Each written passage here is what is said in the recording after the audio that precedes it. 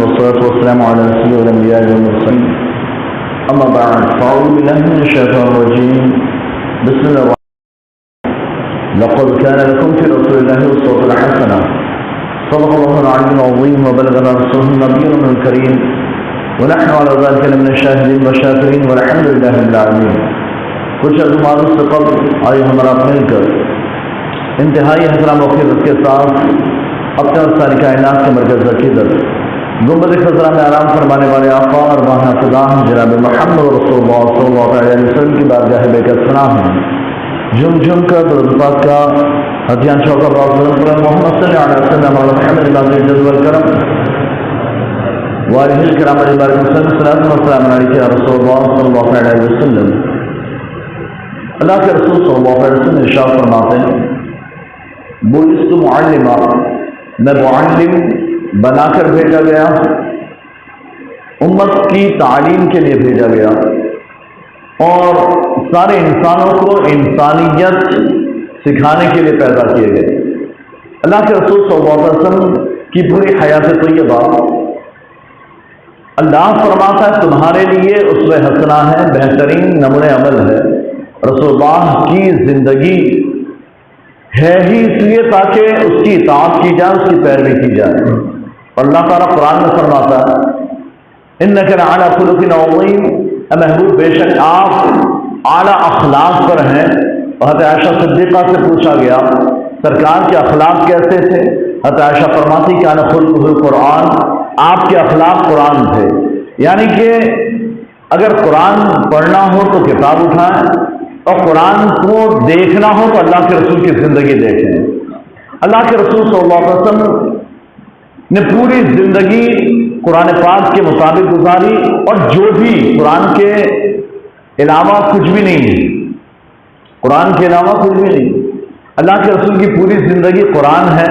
بس یہ کہ وہ قرآن دو طرح کا ہے، ایک قرآن جس کی ہم تلاوت کرتے ہیں، ایک قرآن وہ ہے جس کی ہم تلاوت نہیں کرتے ہیں. دونوں وحی الہی ہیں، دونوں وحی ہیں، ایک وحی مطلوع ایک غیر مطلوع.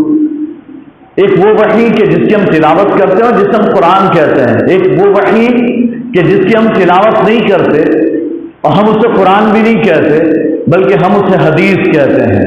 وہ اللہ کے رسول صلی اللہ علیہ وسلم کہ تمام حالات، آپ کے شمائل، آپ کے اخلاق، آپ کی کیفیات، آپ کا کلام، آپ کی باتیں، آپ کا اٹھنا بیٹھنا، سونا جاگنا، آپ کی زندگی کا ہر پہلو اللہ تبارک و تعالیٰ نے محفوظ فرما دیا اپنے صحابہ کرام کے ذریعے سے.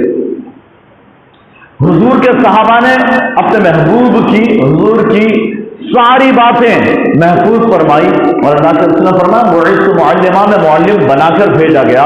تو سرکار نے ہر چیز کی تعلیم عطا فرمائی ہے، امت کو کیسے زندگی گزارنا، امت کو کس حال میں رہنا چاہیے، ہے نا. سرکار نے اب یہ اور بات ہے کہ کوئی اس سے کیا سمجھتا ہے، سرکار نے تو ساری چیزیں بیان فرما دی، ساری چیزیں.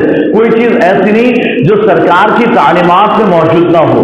آپ اپنی دنیا کا کوئی بھی مسئلہ، جدید سے جدید، نئے سے نیا مسئلہ اٹھا کر لائیں، آپ کو قرآن و حدیث میں اس کا حل موجود ملے گا. ایسا ہے ہی نہیں کہ وہ قرآن و حدیث سے باہر کی کوئی بات ہو جائے، کوئی بھی بات. ہاں یہ اور بات ہے آپ دنیا والوں کو دیکھتے ہیں تو پھر آپ کو لگتا ہے یار دنیا تو اس میں بہت آگے جا رہی ہے اور آپ کیسے نہیں کرنا اس میں کچھ تو بات ہوگی، کوئی تو بات ہے. قرآن و حدیث نے اسے روکا، منع کیا. میں اکثر ایک ایگزامپل دیا کرتا ہوں، ایک مثال دیا کرتا ہوں، بڑی پیاری مثال، مجھے بڑی اچھی لگتی ہے، آپ لوگوں کو پتہ نہیں کیسی لگے.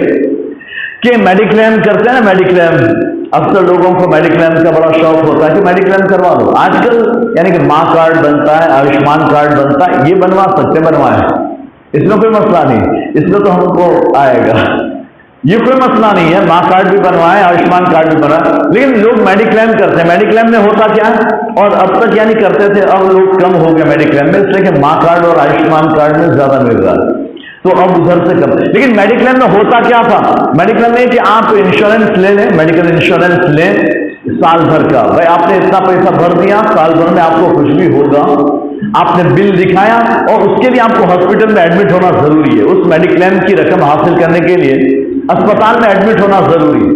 تو آپ نارملی ڈاکٹر کے پاس گئے اور دوا لے لیے، تب تو اس کا کوئی فائدہ نہیں ہے. ہے نا. بہرحال تو 1 سال کا ہم نے میڈیکل انشورنس لیا تھا. اگر ہمارا بل بنا, ہم نے جا کر دکھایا تو جتنے کا بل ہو ہم کو مل گیا, چلو بل. تو ہمارا ایک فائدہ نظر آتا ہے کہ یہ فائدے کی بات ہے.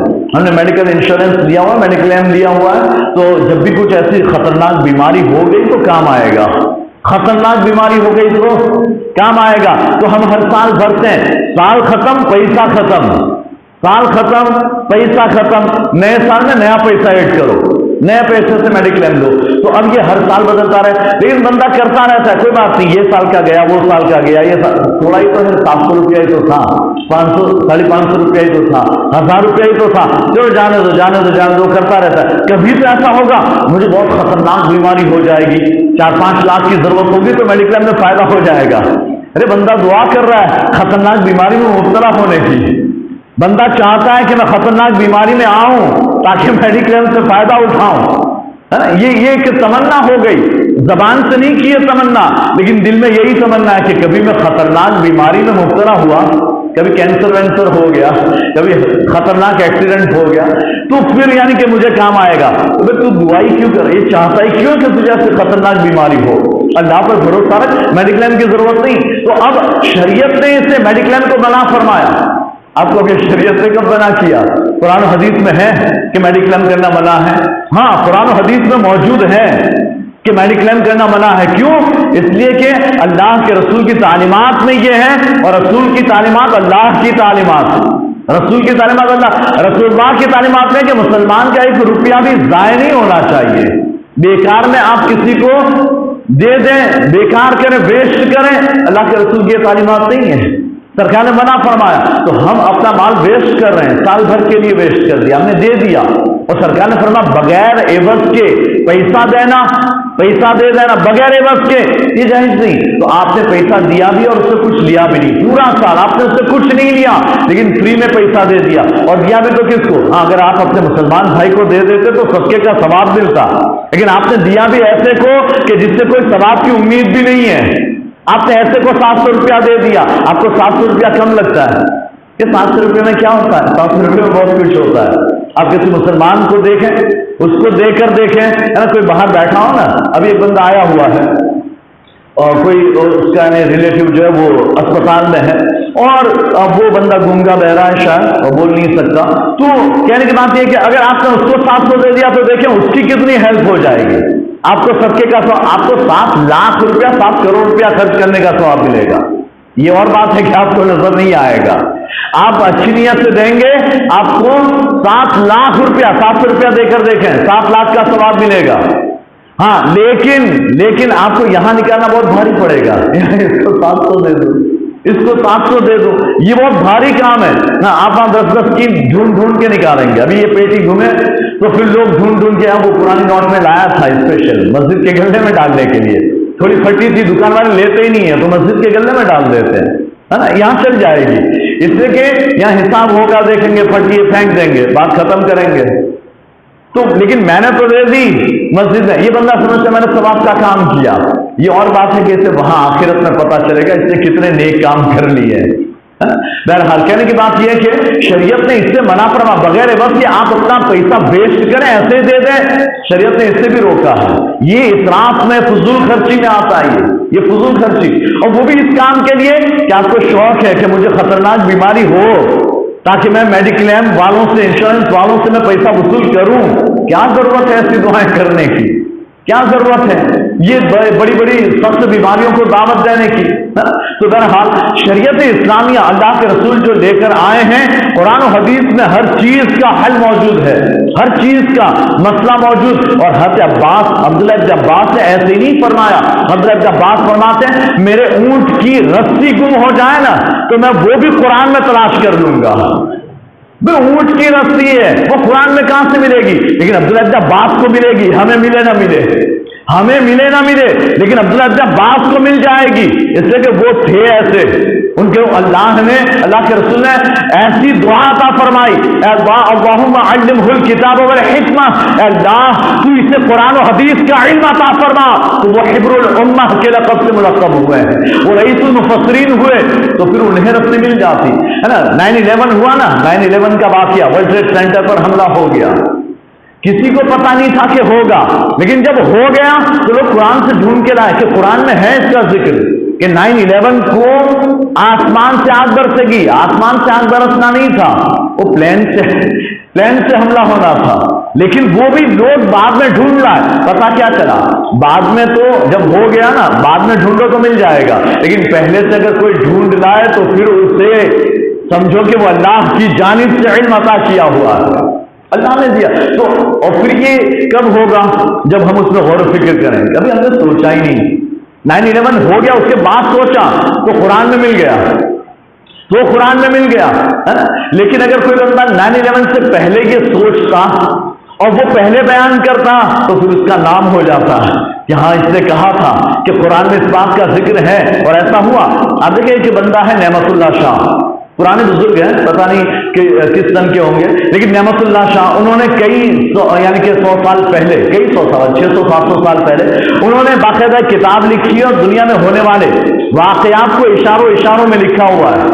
اور وہ جب واقعات ہو جاتے ہیں اس کے بعد پھر لوگ کہتے ہیں ہاں وہ تو شاہ نعمت اللہ نے کتاب میں لکھا ہے کہ ایسا ہوگا، ہاں بیماری پھیلے گی یہ تو لکھا ہوا ہے، ایمسٹر رام نے لکھا ہوا ہے نا، شاہ نعمت اللہ نے لکھا ہوا. یہ کیسے لکھا؟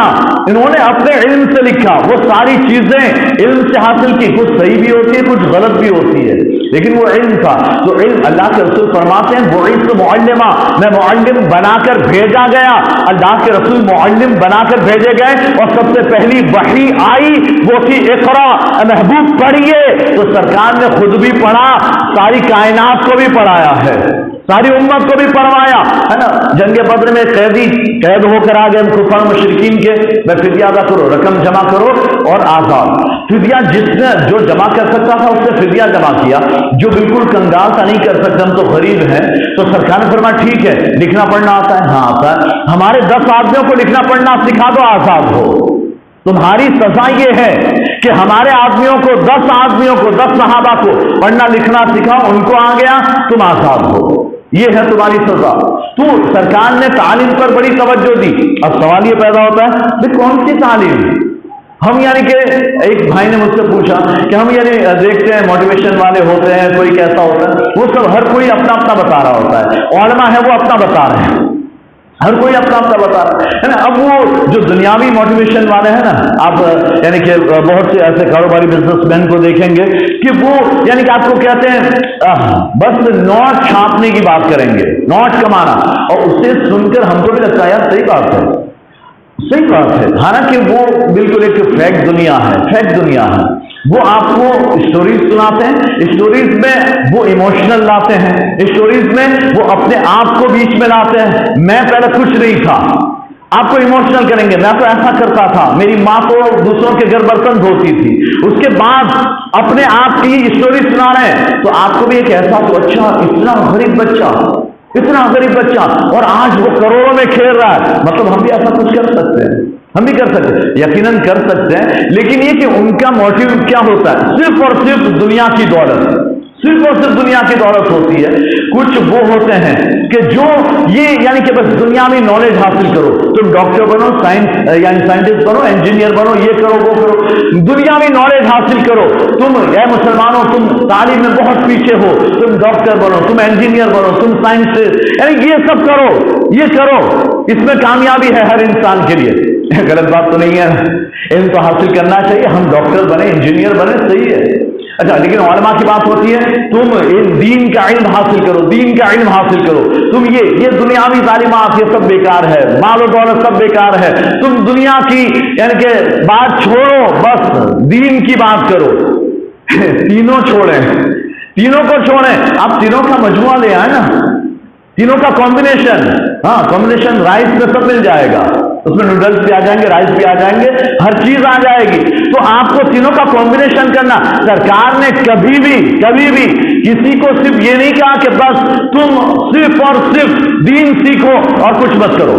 ورنہ خود سرکار نے کاروبار کیا ہے، سرکار نے بزنس کیا. یہ اور بات ہے کہ سرکار نے اپنے لیے فقر و فاقہ پسند کیا نا، تو سرکار اپنے پاس کچھ نہیں رکھتے، وہ سب کچھ خرچ کر دیتے تھے. آیا تو تھیلے بھر بھر کر سونا آیا، لیکن سرکار نے شام ہونے تک سب خرچ کر دیا. یہ آپ کا فقر و فاقہ تھا. لیکن آپ اگر دولت بھی جمع کرنا چاہتے ہیں تو دولت وہ ہونی چاہیے جو عثمان غنی کی دولت تھی، جو عبد الرحمن ابن عوف کی دولت تھی. اگر ایسی دولت کماؤ تو پھر دنیا میں بھی کامیابی، آخرت میں بھی کامیابی. تو شریعت نے بنا دی کہ اللہ تعالیٰ قرآن میں فرماتا ہے وَلَا تَنْسَ نَصِيبَكَ مِنَ الدُّنْيَا، دنیا میں جو تمہارا تھوڑا سا حصہ ہے بھول مت جانا. اللہ ہم کو یاد دلا رہا ہے، اللہ ہم کو یاد دلا رہا ہے وَلَا تَنْسَ نَصِيبَكَ مِنَ الدُّنْيَا، دنیا میں تیرا تھوڑا سا حصہ ہے بھول مت جانا، یاد رکھنا، لیتے جانا لیتے جانا. اللہ نے یہ کبھی نہیں کہا کہ نہیں غریبی میں رہنا، نہیں، دنیا میں تیرا حصہ ہے وہ لینا، بھول مت جانا. اللہ نے فرمایا، اور اللہ نے رزق عطا فرمایا. حضرت ایوب علیہ السلام تو تسلیم کر ایک دن نہا رہے تھے، برہنہ کپڑے اتار کے آپ نہا رہے تھے، اور جب نہا رہے تھے نا تو نہاتے نہاتے اچانک آسمان سے سونے کی ٹڈیاں گرنے لگی. ٹڈے جانتے نا وہ کھیتوں پر سے گزرتے ہیں تو سارا کھیت برباد. وہ ٹڈیاں سونے کی ٹڈیاں وہ آپ پر گرنے لگی نا، تو آپ جلدی جلدی نکلے باہر اور کپڑے میں آپ نے وہ ٹڈیاں سمیٹنا جمع کرنا شروع کر دی. آواز آئی، اللہ نے فرمایا اے ایوب، کیا میں نے تجھے بے نیاز نہیں کر دیا؟ تجھے مال و دولت کی کیا ضرورت؟ تو سونا جمع کر رہا ہے، کیا میں نے تجھے بے نیاز نہیں کر دیا؟ تجھے ضرورت نہیں ہے دنیا کے سونے کی. تو حضرت ایوب کا جواب تھا، ہے لا، یقیناً تجھے بے نیاز کر دیا، لیکن میں تیری برکت و رحمت سے تو بے نیاز نہیں ہوں نا، میں تیری برکت و رحمت سے تو بے نیاز نہیں ہوں، یہ تیری برکتیں بن کر برس رہا ہے تو میں سمیٹ رہا ہوں. اللہ نے فرمایا وَلَا تَنْسَ نَصِيبَكَ مِنَ الدُّنْيَا، دنیا میں سے اپنا حصہ بھولنا مت. لیکن اللہ آگے فرماتا ہے لیکن آخرت کی زیادہ تیاری کرنا، آخرت کی زیادہ تیاری کرنا. تو دنیا کا حصہ کماؤ، لیکن یہ نہیں کہ دنیا میں لگے تو بس اسی میں لگے رہے، اور پھر دنیاوی تعلیم آپ ڈاکٹر بنے، انجینئر بنے، سائنٹسٹ بنے، جو بننا ہو بنے، آپ کو جو بننا ہو، جس فیلڈ میں جانا ہو آپ جا سکتے ہیں. بس یہ یاد رکھیں کہ آپ کے ساتھ دین کی بھی تعلیم ہونی ضروری ہے، اتنی ضروری ہے، اتنی تعلیم ضروری کہ جتنا آپ کو ضرورت ہے. آپ بزنس مین بنے، آپ نوٹ چھاپ رہے ہیں، بزنس مین بن کے آپ کو 1000 کروڑ کی آپ نے کمپنی کھڑی کی، لیکن اس 1000 کروڑ کی کمپنی کھڑی کرنے کے ساتھ ساتھ آپ نے کبھی بھی اللہ اور اس کے رسول کے فرمان کی خلاف ورزی نہیں کی ہے، آپ نے کبھی جھوٹ بول کر نہیں بیچا، آپ نے کبھی کسی کو دھوکہ نہیں دیا، آپ نے کبھی کسی کے ساتھ دغا نہیں کیا. وہ ایک بندہ کوئی سامان دکان سے لے گیا، 1 گھنٹے بعد واپس آیا، شام کو واپس آیا، صبح لے گیا تھا شام کو واپس آیا، اور آ کر اس نے کہا یہ تو اس میں یہ خرابی ہے، آپ کو دیکھو بورڈ لگا ہوا ہے، بیچو مال پاچو لیوانا اس سے نہیں، دیکھو بورڈ لگا ہے، ہم تو نہیں لیتے. شریعت کے خلاف ہے، لے لو، اب لے لو، اس لیے کہ شریعت کا حکم، اللہ کے رسول فرمایا اگر اس میں عیب ہے، واقعی اس میں خرابی ہے تو تمہیں واپس لینا چاہیے، واپس لے لینا چاہیے، اس لیے کہ اس سے تو آپ کو اچھا مال دینا ہے. اس نے نہیں دکھا، ہاں بس ایک یعنی کہ صورت دی، شریعت نے اس کا بھی انتظام کیا. یہ صرف بورڈ لگانا کافی نہیں کہ بیچو مال پاچو لیوا معاوشے نہیں، یہ بورڈ لگانا کافی نہیں، آپ نے وہ سامان بیچا اور آپ نے کہہ دیا کہ میں اس سے بری ہوں، اب اس کا جو بھی ہو میری ذمہ داری نہیں. آپ نے یہ کہہ دیا، اس نے کہا ٹھیک ہے اور لے گیا. اب اگر اس میں کچھ خرابی نکلی بھی آپ کی ذمہ داری نہیں، اب آپ واپس نہیں لیں گے کوئی بات نہیں. لیکن ایسے ہی وہ لے گیا، خرابی نکلی وہ لے کر آئے، آپ کیا ہم تو واپس نہیں لیتے، چلو جاؤ، یہ بات نہیں. آپ کو چینج کر کے دینا پڑے گا، آپ کو وہ مال واپس لینا پڑے گا، اس لیے یہ شریعت کا حکم ہے. تو کاروبار میں بھی مسائل موجود ہیں، انشاءاللہ وہ ایک ہمارا سلسلہ شروع ہونے والا ہے، کاروبار و بزنس کے تعلق سے مسائل، شریعت کے مسائل، یہ ایک ہم سلسلہ شروع کرنے والا انشاءاللہ بہت جلد شروع ہوگا اسی ہفتے میں انشاءاللہ. تو کہنے کی بات یہ کہ اللہ کے رسول نے فرمایا بعثت معلما، میں معلم بنا کر بھیجا گیا. تو اللہ نے یہ نہیں فرمایا کہ سارے عالم بن جاؤ، اللہ قرآن میں فرماتا ہے تم میں سے ایک جماعت ہونی چاہیے، تم میں سے ایک گروہ، ایک جماعت ہونی چاہیے کہ جو دین کی سمجھ اور علم حاصل کرے اور لوگوں کو سمجھائے، وہ ایک جماعت ہونی چاہیے. باقی سب کوئی بزنس مین ہو، کوئی ڈاکٹر ہو، کوئی انجینئر ہو، ہر علم حاصل کرو، لینگویج کا علم حاصل کرو، لیکن وہ علم حاصل کرنے کے ساتھ ایسا نہ ہو. میں نے بہت سب کو دیکھا کانوینٹ میں پڑھتے ہیں انگلش میں، اور کانوینٹ اسکول میں پڑھ رہے ہیں نا، تو ان کا حال یہ ہوتا ہے یہ ڈاکٹر بن رہے ہیں، انجینئر بن رہے ہیں، ان کو دین سے کوئی لینا دینا نہیں، کوئی لینا دینا نہیں. یہ شاید کبھی کبھی، چونکہ اسکول میں تھے کانوینٹ میں تو جمعہ میں بھی چھٹی نہیں ملتی تھی، اس لیے جمعہ بھی کبھی نہیں پڑھا، شاید عید کے دن چھٹی ہوتی تو عید کے دن آ جاتے۔ ان کی سال میں ایک نماز ہوتی، عید کی نماز، بس ہو گیا ختم۔ پھر ان کا کیا حال ہوا؟ وہ میں نے 3 سے 4 کانوینٹ والے ایسے دیکھے کہ جو اوشو کی گود میں جا کر بیٹھ گئے، ہے مسلمان لیکن اوشو کی گود میں جا کر بیٹھے، بہت زوردار، اس کی تعلیم بہت زوردار ہوتی ہے، اس کا سمجھانے کا انداز، اوشو یعنی کہ لاش، اوشو کیا سمجھاتا ہے؟ یہ دنیا کی زندگی سب کچھ ہے، یہی ہے، جنت جہنم کچھ بھی نہیں ہے، جنت جہنم کو انکار ہے۔ تو یہ کانوینٹ والا مسلمان وہ بھی انکار کرنے لگا، جنت جہنم نام کی کوئی چیز نہیں ہے۔ ارے اللہ نے قرآن میں فرمایا میں نے جنت جہنم دونوں تیار کر رکھے ہیں، اللہ جھوٹا ہے معاذ اللہ نے ایسے ہی بول دیا ڈرانے کے لیے، نہیں، ان کا وجود ہے۔ کہنے کی بات صرف یہ علم حاصل کرو، کسی بھی فیلڈ میں حاصل کرو، لیکن دین کے علم کے ساتھ۔ ہمارا حال یہ، بچہ ایسے میں آ گیا، اب تو فل تیاری، ماں نے آج تک اس کو نہیں ٹوکا تھا، کبھی چلائی نہیں تھی کہ بیٹا مدرسہ جا، قاعدہ لے کر بیٹھ، اما پارا لے کر بیٹھ، قرآن لے کر بیٹھ، کبھی نہیں چلائی، لیکن جیسے ہی ایسے میں آیا نا، وہ پورا دن چلا رہی ہے، بیٹا پڑھ لے، یہ کر لے، بیٹھ جا، یہ شروع ہے، وہاں چلا رہی ہے۔ کیوں؟ اس لیے کہ ایسنسی میں اس کو اچھے مارکس لانے ہیں، اچھے پرسنٹیج لانے ہیں۔ میں نہیں منع کرتا آپ 100% لے کر آؤ، ایس ایس سی میں اور ایچ ایس سی میں دونوں میں 100% لاؤ، میں نے کبھی نہیں روکا، لیکن آپ کا دین چھوٹے نا۔ یہ جتنے ابھی ایگزام چل رہی ہے نا مدرسہ بچوں کی، یعنی کہ اسکولوں کی ایگزام چل رہی ہے، تو پتہ ان کا ایٹیٹیوڈ کیا ہے؟ یہ دن میں دوپہر میں گھوم رہے ہوں گے، یہ شام کو رکھڑ پٹی کرنے نکلیں گے، لیکن جیسے مدرسے کا وقت ہوا نہیں آیا۔ کیوں نہیں آیا؟ وہ ایگزام چل رہی ہے نا، تو ایگزام کی تیاری ہے۔ ایک بچے یعنی بچہ آ کر چھٹی تھا نا، مجھے ایگزام یعنی کل ایگزام ہے، تیاری کرنی ہے، میں کہا ٹھیک ہے یار جاؤ، ٹھیک ہے کوئی بات نہیں جا۔ اب وہ گیا تو باہر گھوم رہا ہے، جب مدرسہ چھوٹا تو باہر گھوم رہا ہے، تیاری، یہ کون سی تیاری ہے؟ یہ تیاری ہے۔ تو مدرسے یعنی کہ دین کے علم کے حصول کی جانب، دین کی تعلیم کی طرف کوئی توجہ نہیں، نہ گھر والوں کی نہ اولاد کی، اولاد تو ویسے نادان ہے، لیکن گھر والوں کی بھی کوئی توجہ نہیں ہے کہ ہمارا بچہ دین کا علم حاصل کرے۔ اور پھر کہتے ہیں کہ علماء منع کرتے ہیں دنیا کی تعلیمات، کسی عالم نے منع نہیں کیا، خود سرکار نے منع نہیں فرمایا، اللہ کے رسول نے بھی تلقین فرمائی تم علم حاصل کرو، اگرچہ چین تک جانا پڑے تو چین میں کیا قرآن کی تعلیم حاصل کرنا تھا؟ چین میں حدیث سیکھنے جانا ہے؟ نہیں، بتانے کا مقصد یہ کہ جہاں جو فن میسر ہو جاؤ حاصل کرو، تمہیں کسی نے روکا نہیں ہے، لیکن دین چھوڑ کر اگر دنیا حاصل کرتے ہو تو پھر اس سے روکا جائے گا۔ وہ بندہ حریص ہو جاتا ہے، لالچی ہو جاتا ہے، پھر اس کی نگاہ میں ماں باپ کی کوئی اوقات نہیں ہوتی ہے، کوئی حیثیت نہیں ہوتی ہے، ماں باپ اس کی جوتے کی نوک پر ہوتے ہیں، ان کی کوئی اوقات نہیں ہوتی ہے، وہ مر جاتے ہیں، وہ بچہ وہاں دیوار سے ٹیک لگا کر بیٹھا ہوتا ہے، اس لیے کہ وہ اپنے باپ یا ماں کے لیے ایک یاسین بھی نہیں پڑھ سکتا۔ کیوں؟ اس لیے کہ تم نے نہیں سکھایا، تم مر گئے، قبر میں چلے گئے، لیکن اپنی اولاد کو قرآن سکھا کر نہیں گئے تھے، اس لیے وہ آج تمہیں اشارے ثواب بھی نہیں کر سکتا۔